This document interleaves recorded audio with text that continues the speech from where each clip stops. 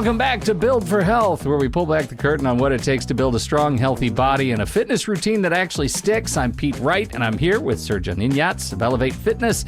And today we are doing Training Programming 101. How do you structure your week? When do you push? When do you back off? And what does periodization even mean that helps you progressing instead of just collecting sore joints like souvenirs? If you have ever finished a week of workouts wondering, was that smart? This one's for you. Let's get to it.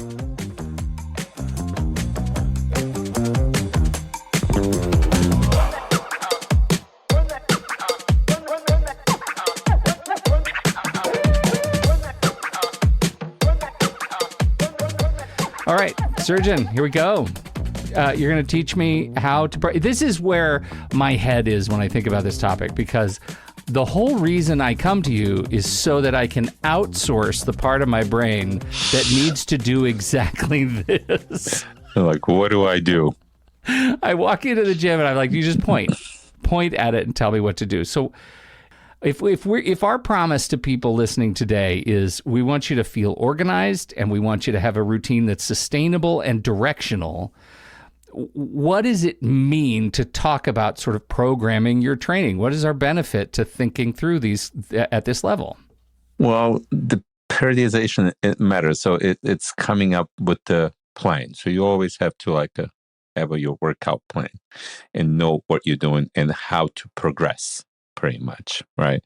So that's why it matters. It's so you can progress slowly, so you can avoid the injuries. The motivation is still there. You're making that steady progress. Also, there's a recovery there. And then you slowly move up and you get better every week. So you have to have a plan. And there's a different types of plans that people make depending on if they're just beginners or if they're advanced, intermediate, or if it's athletes and stuff like that. You have your goal, what you want to achieve, and then you set your plan. Like, for the first 4 weeks, we're going to do this. For the next 4 weeks, we're going to do that, and then keep going up. So that way you never also hit any plateaus. That's what helps you with the periodization to keep moving, keep progressing, right? So you never hit that plateau, because that's why a lot of people have a problem with. They'll work out in there and all of a sudden they're like, well, I just don't see anything. I've been working out for weeks. At the beginning, it was great. I was seeing results. And now it just completely stopped. It was like, I'm doing everything right, but I don't see anything. I don't see any results, because they're kind of stuck in the same thing that they've been doing it since the day one. And they don't really have a plan. They don't really know how to break that plateau, what to do differently. I think what I'm hearing you say, and what I say in your voice in my head all the time, is you've got to give your body a reason to change. And yes. What I notice is when I stop seeing change in myself, it's usually something that I'm doing. Maybe I don't know if this is real, but in my head, I'm saying, look, I think I've been doing the same thing so long that my body is adapted to it, and it's just going to be harder to give it an excuse to change. Is that a fair way to approach it? Yeah, it is. So that's why when I feel like you hit that plateau, you're not as sore and you're not seeing the results, that's when I start changing things, reps and sets and exercises and the order of the exercises and how we do them and things like that. So pretty much you shock the muscle, you shock the body, give them something that they're not used to. So you always have to, just like you said, I always say, if you don't give your body reason to change, it's not going to change. The body will adapt to the environment, but you got to push your limits. You got to push your body to those limits when it's going to start making change. But you also have to be careful. I always have to tell people, you have to know when to draw the line and know when it's now pushing a little too hard. So you have to kind of listen to your body. Otherwise, you're going to get hurt. And they push a little too much. And I actually had one client this morning that I actually had to talk for a little bit because I've been watching him every day for months, his workouts and stuff like that, to tell him to kind of tone it down, not to force it, you know. So, yeah, Okay. it's hard. Let's walk through the variables that you're thinking about when it comes to programming someone's training, because it's not. I mean, it's not just here's an exercise, go do it. The things that you change, that you push me on, I know, are things like you're always asking about the number, right? The volume of Yes. sets and reps, right? That's one. We've done a whole show on. Did we or did I dream it that we were talking about low weight high reps versus high weight low reps and what that gives you, but that's one of the variables is volume, and then the other is intensity, load. What else am I not listing? What are the things you're thinking about when it comes to training variables? Well, that's true. So there are three different types of periodization. Like there's a linear, and then non-linear, and then deload weeks, what we call it. So let me explain what kind of each is, what it means. So linear periodization, it's a structured way of training where you gradually change the stimulus over time, usually by starting with lighter weights and higher reps, and then slowly progressing to heavier weights and lower reps. So the idea is to build a solid foundation first, to improve the technique, the muscle endurance, and work capacity before shifting the focus over strength and performance. So each phase prepares your body for the next, allowing you to adapt safely instead of trying to do everything at once. So, and then this approach works especially well for the beginners or anyone that's returning from the injury, because it's predictable and progressive, and it's easier to recover from, helping you build the strength with confidence without burning out or breaking down. Right. Okay, so that's linear. For example, yes. So that's linear. Then you have a non-linear. So it's this training approach is where intensity and volume change more frequently. So often within the same week instead of progressing in one straight line. So rather than spending several weeks in one rep range, you rotate the training focus. For example, a heavier strength day, a moderate hypertrophy day, and lighter, like high rep day. This allows you to kind of push hard at times while still recovering, and then reduces mental and physical burnout. So it adapts better to real life stress like work, sleep, and schedule that changes all the time. Because the stimulus is constantly changing, the body continues to adapt without feeling beat up all the time, making the style more ideal for intermediate lifters and, long-term training. So that's kind of non-linear. Now, there's another, we call also, I forgot to mention, block periodization. It's also a different type of training. It's an approach where you focus on one primary goal at a time for a set period. So instead of trying to improve everything at once, each block is designed to build a specific quality, such as muscle strength or power, and then hand that adaptation off to the next block. For example, you might spend several weeks building muscle and work capacity, then shift into a strength-focused block, and later move into a phase that emphasize power or performance. So this method works better when recovery is well managed and is often used with more advanced lifters and athletes who do that stuff. So there's all these things, different things for different levels of athletes and stuff like that. People that are working to progress. So okay, different ways. Did you say deload as one of the options when we started? What is that? Yeah. So you go about every 4 to 6 weeks, you lower the weight. You go, maybe 30-50% less weight than what you've been lifting. It kind of gives you like a little recovery, so you're not always pushing so much weight all the time. So it's kind of a lighter week, and you do that about every 4 to 6 weeks, so every month. So because when you're lifting such a heavy weight all the time, you're putting body through a lot of stress. Yeah. So sometimes you need to deload it, like go a little bit lighter.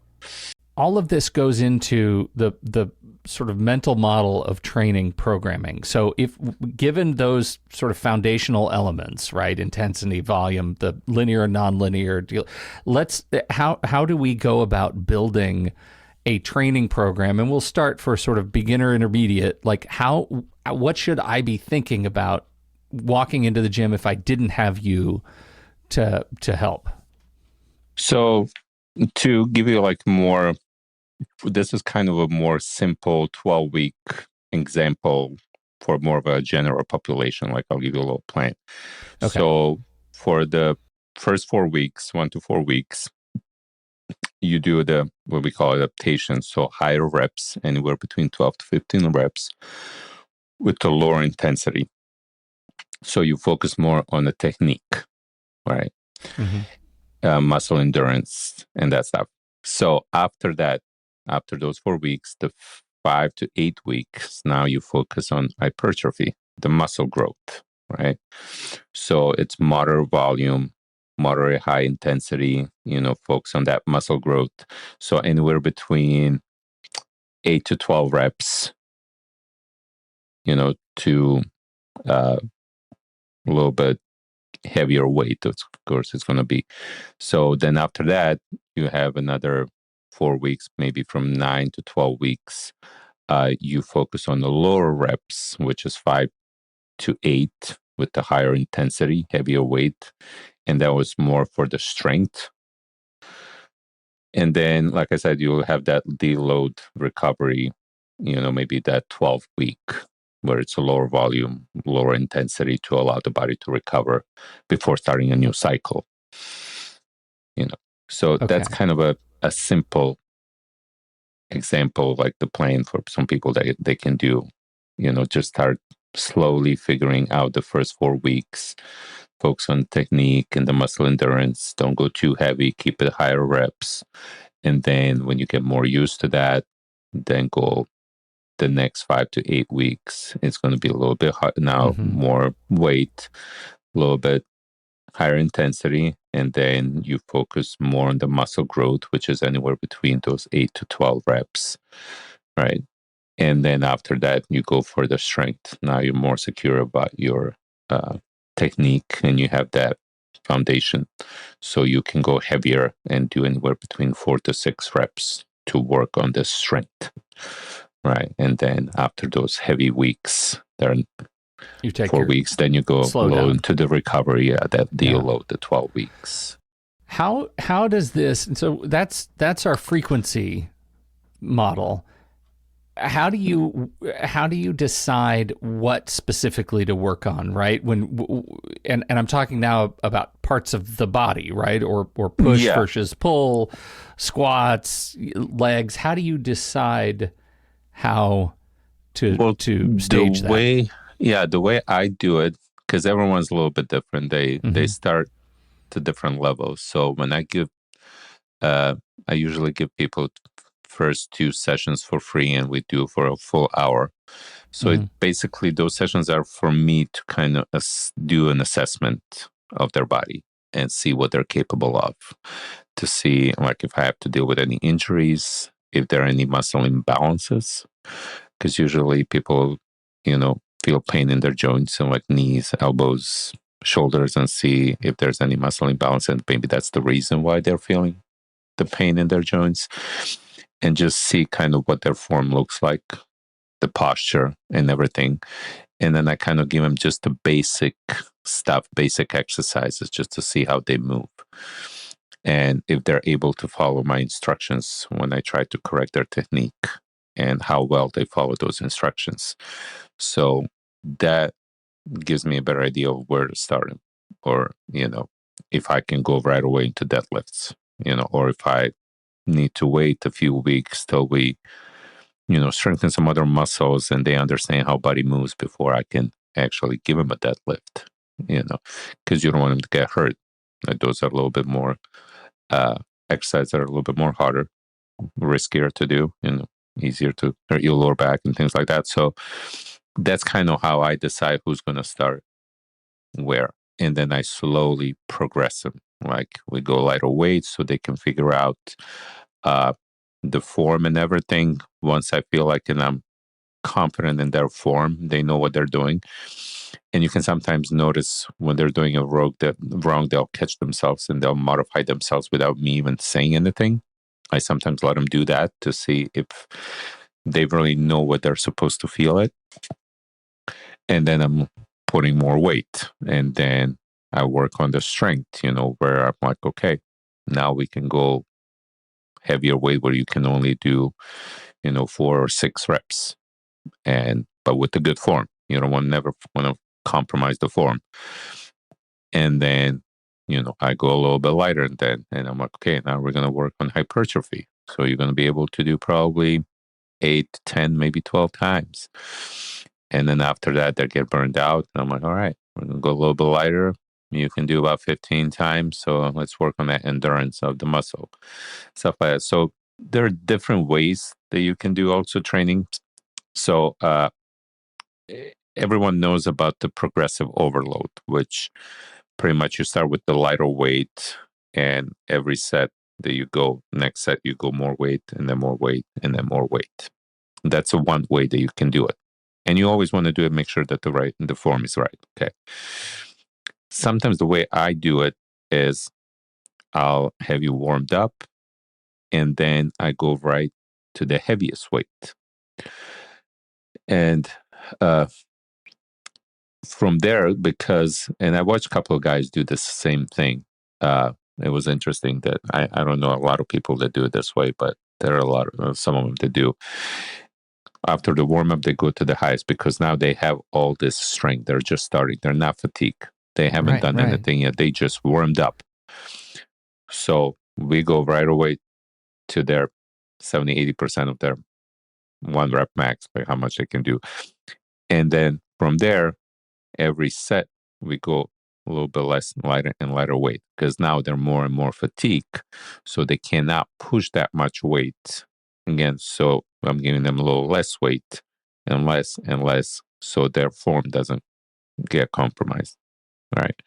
So that way, because sometimes when they start with the lowest weight, and then next set they go a little bit higher, and the next set they go a little bit higher. So by the time they get that third, fourth set, they already did like 30 reps maybe. And muscles already getting fatigued. And now giving them that so much weight and trying to push that much weight while they're already did 30 reps and they're fatigued, they're going to struggle. The muscle's going to struggle. Right. And that's okay. That's fine. So sometimes I go back and forth. I'll switch those two. And then, like I said, like sometimes I work more on the strength where I'll load up the weight. But also I want to make sure that they understand one thing. Even though I do say strength anywhere between 4 to 6 reps, what you also need to know, and what I want all the beginners to realize and understand, you also have to think about the size of your muscle, right? Because you have, if you're a quad and your hamstrings or your back, they're huge muscles, right? You can load up the weight where you can only do 4 reps. Now, if you take the biceps, triceps, it's a smaller muscle. It's a weaker muscle. There's a smaller attachment to the bone. And if you put so much work that you can do only 4, you're going to tear that muscle. You're going to tear that tendon, all that stuff. So don't load up that much weight. Think about also the size of the muscle and how much weight you're going to put on. For the biceps, if you can't do 8 reps, I wouldn't go any more heavier than that because you're going to tear that muscle. So for the back, it's okay to load up where you can only do 4 to 6.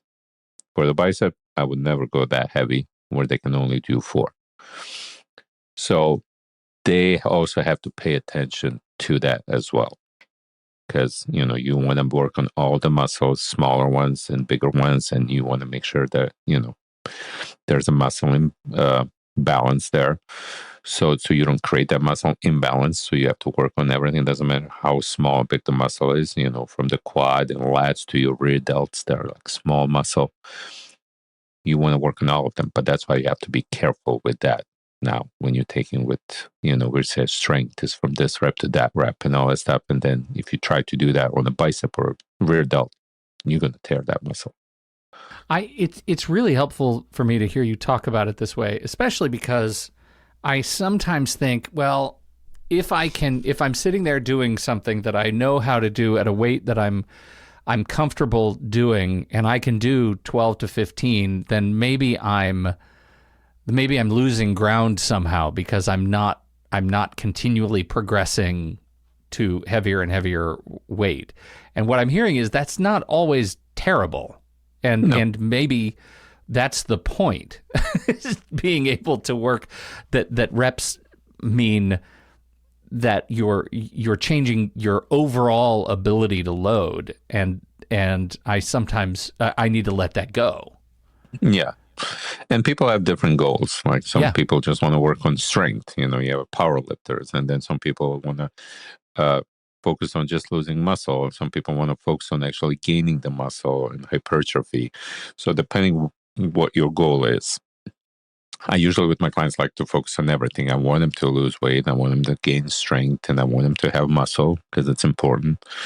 So I work on all those elements, and we do different types of reps and sets and burnouts and drop sets, and there's those different types of also that you can do different types of burnouts, like dropping the set or supersetting, or do rest pause, what's called, which means I've noticed a lot of people haven't heard about that. They don't know that where you do, for example, if we do leg extensions, you could do about 10 to 12 and you stop where you actually have maybe 2 more reps up than you, but you don't go till the failure. You save those 2 reps.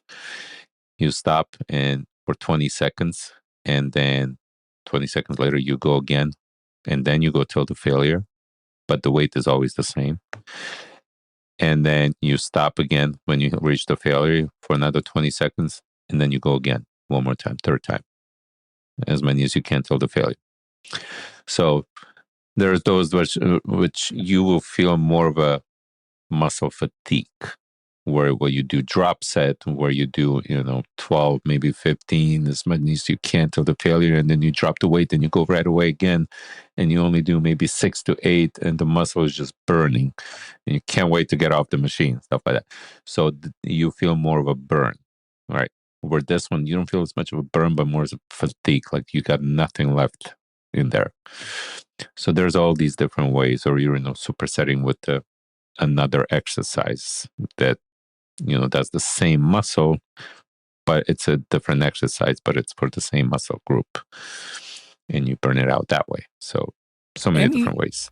Any strategy when you align all the mechanics we've talked about, you align it with parts of the body. How do you think about, somebody comes in and you're building a week? How do you think about like what's full body, what's upper body, what's lower body, what's core?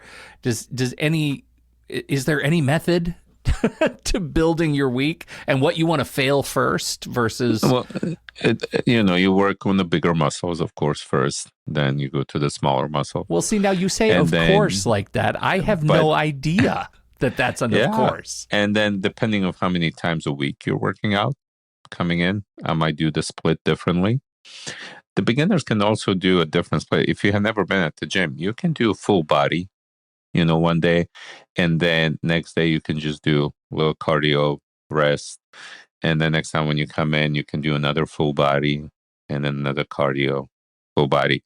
You can do it that way, or you can go, if you're more kind of advanced, you do kind of upper body, then lower body next day, and then you kind of rest and do some cardio, and then you go back again to upper and lower. Or if you do maybe just 3 times a week, so you do upper, lower, upper, and then next week you do lower twice, lower, upper, lower. So there's a different ways depending how many times a week you're coming in. And, the whole point is to get you a little sore, but not to kill yourself or to the point where you're going to be sore for 2 weeks and you can't come in, because that's not the point. We want you to come in, try to come in next day or the couple days later and be able to do something else, right? So what is your recommended strategy? 3 times a week? Be sore for a couple of days, or like I would do overnight? at least 3 times a week. Okay. At least 3 times a week I would come in. If you can do 4 times, that'd be great. But 3 times, if you can do, the first day full body, and then you give a little rest, you do maybe a cardio, and then towards the end of the week, you do again full body, just to kind of introduce your body to the stress that you're going to be putting it on. Slowly start adapting to that, and then maybe go upper, lower. And then when you get used to that, then you kind of go into more separating the muscle groups. You do chest and tris, back and bis, or just back and abs, or chest and biceps, shoulders and triceps, legs, or you can split the legs. There's so many different ways. Then you can push, pull days, things like that. So, but when you start slow. Introduce your body to what it's going to be going through. You already debunked one of the myths that I wanted you to debunk, which is if I deload, I'm losing progress. And that sounds like is not the case. But I have some others that I want to hear you shoot down. Number 1, more sweat equals a better workout. No, that's not necessarily true. Well, I a lot of people that don't sweat at all. That kind of frustrates me. I'm like, seriously, we do all that stuff, and she's like, I don't sweat. I'm like, I see. Well, it's crazy. I'm sweating just watching her. Yeah, right. That's I'm right. like, why am I sweating? 2, I have to change exercises constantly to do the right workout. No, I don't. This is how I change. If I do the workout 1 week and it was great, I felt sore, I feel great, I keep it until I don't really feel sore anymore. And I feel like, okay, now my body's getting used to the same thing, same routine, same everything. Time to shock the muscle. Yeah, you don't have to change. If you want to, you can do it. But no, you don't have to. Okay. Here's another one I think you already sort of debunked. Every set has to beat a failure. No, I don't do every set till the failure. Like I said, you go lower intensity, higher intensity, because like I said, sometimes that one that you think you have to go till the failure, you're going to cross that line and you're going to get hurt, because now you're going to pull and push with probably other muscle groups that are not supposed to be included maybe in that exercise. So sometimes if I'm not sure I got that one, next one, I'll stop. I'm not going to go till I can't move and stuff like that. Because sometimes I'll notice the client working out and he did that last rep, and I'm like, the next one's probably not going to happen, so I don't want to push it. Now just risking for injury. You need to stop. I'm like, if every set is to failure, how are you getting a workout? I could fail in about 12 minutes and be done. Yeah, but they rest and all that stuff. Since I'm like, well, don't push it too hard. Now that's more like forcing it, and I don't want to force anything, because you're going to rest and we're going to do that again. We got another set coming. We got 2 more sets coming. And then we got 2 more other exercises for that same muscle group. So you're going to do plenty of sets. So you don't have to go that hard every single time.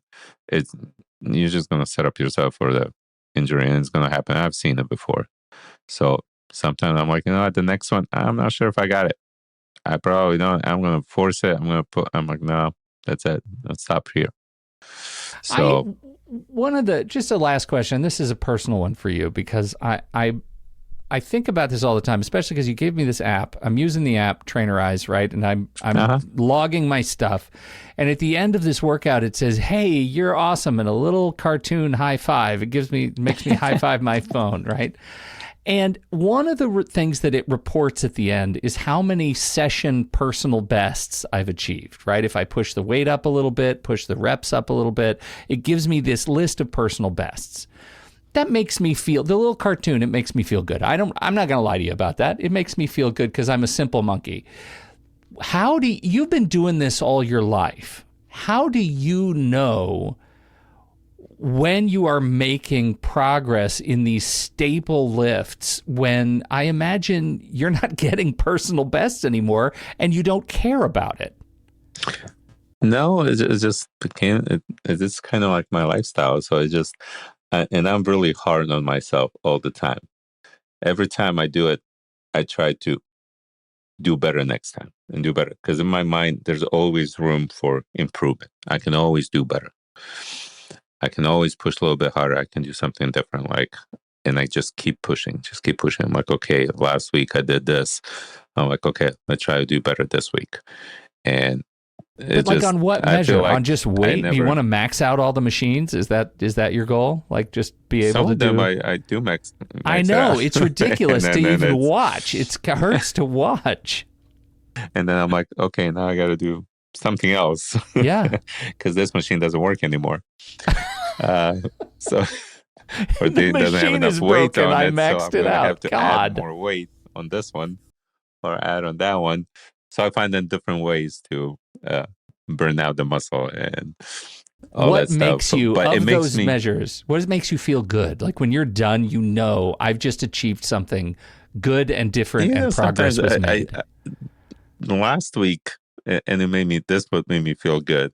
I was at the grocery store, and then somebody just gave me a compliment of how great my posture looks and my physique and all that stuff. And I'm like, oh, thank you. I'm like, I always consider myself as an average, normal guy. Like, I don't know. I don't see myself that way.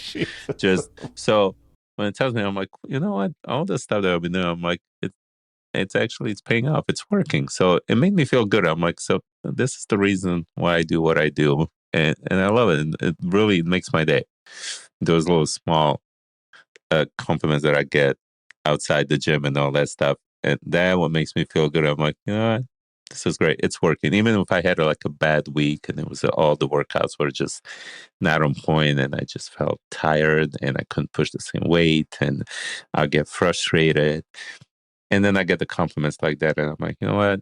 Just keep pushing. Just keep going. Just stay persistent and, stay on top of it and be consistent. And things are happening. It's just, sometimes we don't notice. We don't see it in ourselves because we look at certain, we look in the mirror all the time. And so we don't see these small wins and achievements that we make. And then until someone just gives you that compliment and it makes you feel good. And I'm like, you know what? This works. I like it. I'm like, keep pushing, keep going. So it helps. I love that. That is great advice. And it's great advice that applies to everybody. Mm-hmm. Whether you've been doing this straight for 25 years and you feel like you have it down, or whether you're just starting, it feels really good to listen to the world around you as it reacts to the changes you're making in yourself. That's pretty special. I love it, man. Thank you. Yes, it is. This is, I feel like this might be one where folks could listen to it a couple of times, take some notes. If you're in the car, listen to it again at home, because some of these strategies are really going to help you when you get to the gym and you wonder, what am I going to do today? This can help you strategize how you're going to move forward with your workout for the next 4 weeks.